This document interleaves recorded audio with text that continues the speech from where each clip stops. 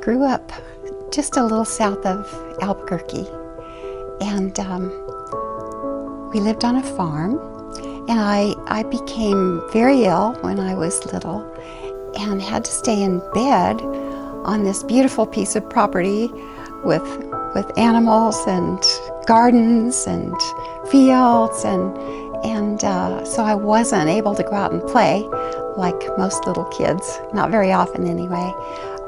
And most of my time was spent in bed. But my mother, when I was very small, taught me how to play tea party on my lap in bed. So I amused myself all the long hours sitting there in that bed by having tea parties. And she would save little paper nut cups for me and deodorant bottle caps, and I would pretend they were beautiful china tea sets, and I would have tea with the Queen of Sheba. I knew who the Queen of Sheba was. I had tea with the fairies who lived outside my window. And when I was 5, Queen Elizabeth II had her coronation, and my mother allowed me to watch on television. And Queen Elizabeth II became one of my frequent guests. So I grew up a lot of my early life in bed playing tea parties.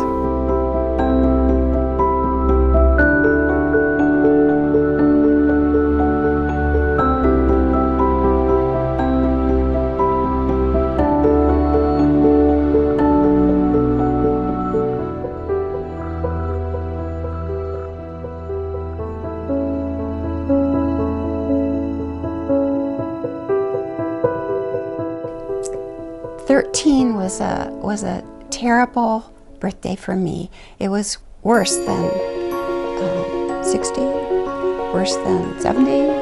It was a bad birthday because I knew that was the end of childhood and that I would have to grow up. So I did continue to have tea. I continued to play tea party. I would invite there were 2 little old ladies in my neighborhood that lived all by themselves. Now I realize they were the widows, but I didn't know that or care really when at the time. To me, they were just available. And so after school, I would make scones, I would make muffins, I would invite these little ladies over one at a time to have tea with me. I began to understand by their response to me and having tea, they appreciated spending time with this little skinny teenage girl who wanted to spend time with them and who wanted to make something beautiful for them. And so it was my first inkling, I think, of the fact that tea could be valuable.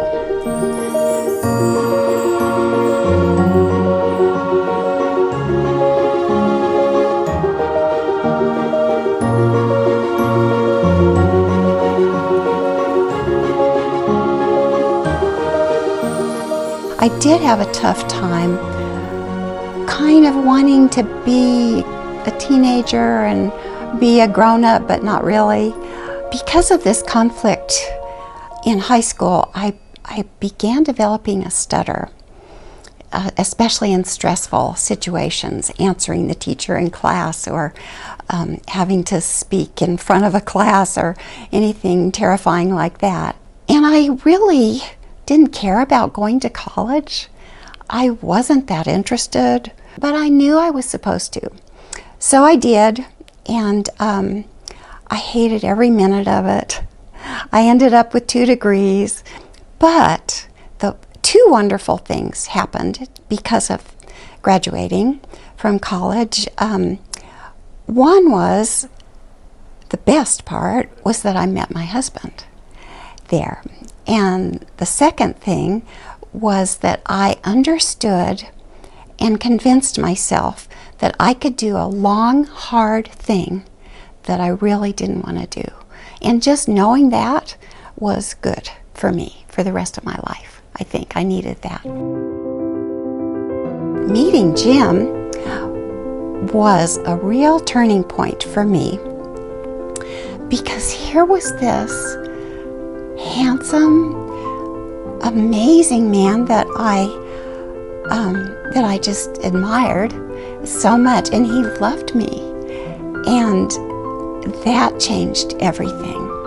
Just slowly, my stutter began to go away, and answering the phone became a little bit easier for me, and I know that's why, because this man loved me so much and has all these years.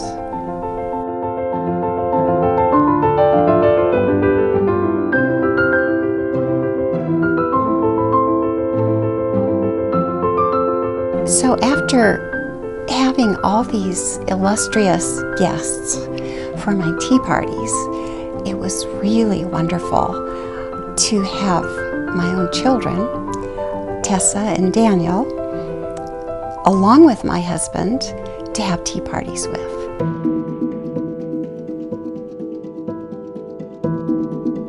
So I was born and raised here in Albuquerque, New Mexico, and I grew up in a family that was very warm and loving and encouraging, particularly to the creative spirit. And of course, grew up with a mother who was a radical creative herself. And so after the kids were born, we had tea parties all the time, for any reason. We had tea parties with the teddy bears. We had tea parties with the parakeets who came down on our shoulders.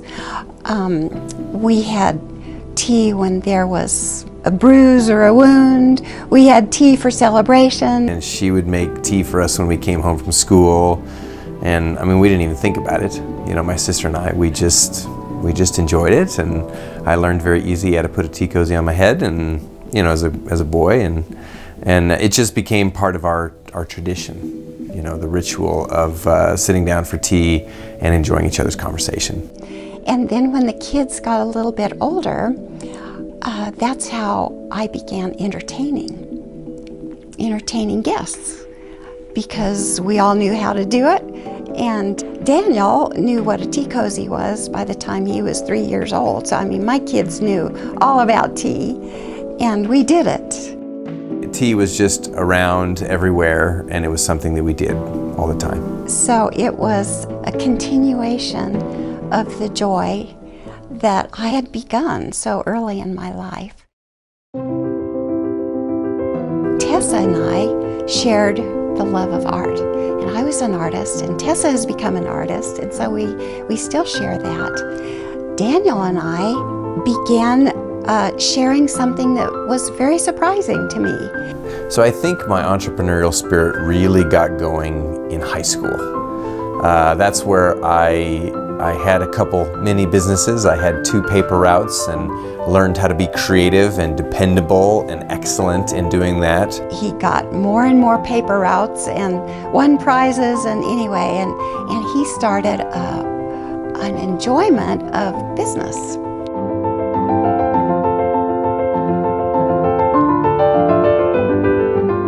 I also tried to start a mascot-themed merchandise shop or cart for my fellow high schoolers. In high school, I started to have that desire to maybe create something for other people. We started enjoying looking at other businesses and thinking about them, and looking at how they did business and deciding what things were really clever and really good.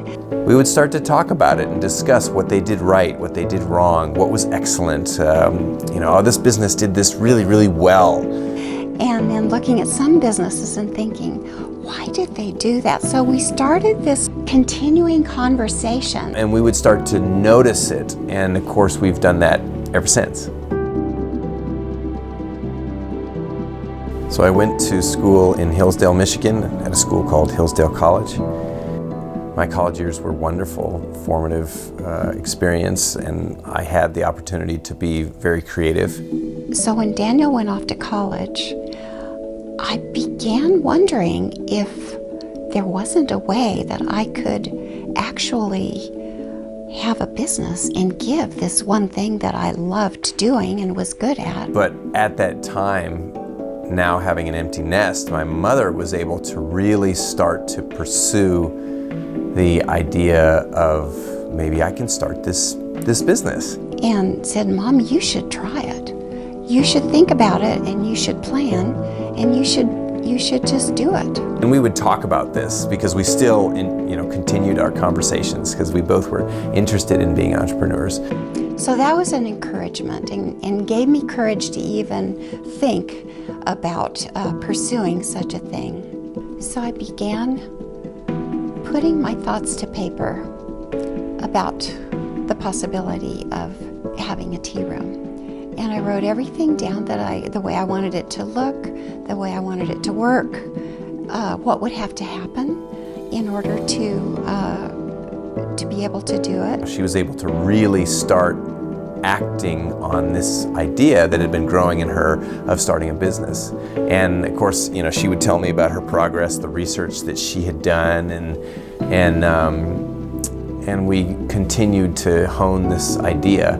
But really, that was all her. She did all the research. She went to the Protocol School of Washington.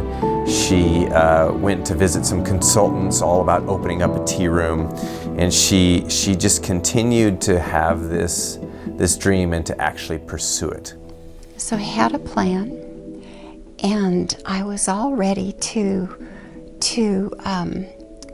prove to the world who I was, and that I had that I was significant, that I wasn't just fluff, tea parties and dress up. But I thought I really need to ask God if this is the right thing to do, and if I can, keep going. I need His help. And right away, there was like a definite no. There was just a block, and it was very clear to me. And so I had to back up and rethink the whole thing.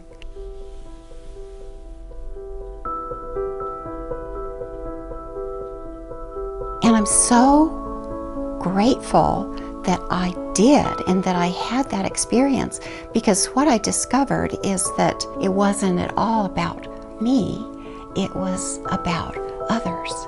And that if I had something, it was meant to give. It wasn't about me. I could relax about me, and I could be focusing on you. And so that was a huge thing. I think it was pivotal and foundational for the way the tea room works, that I go through that and understand that.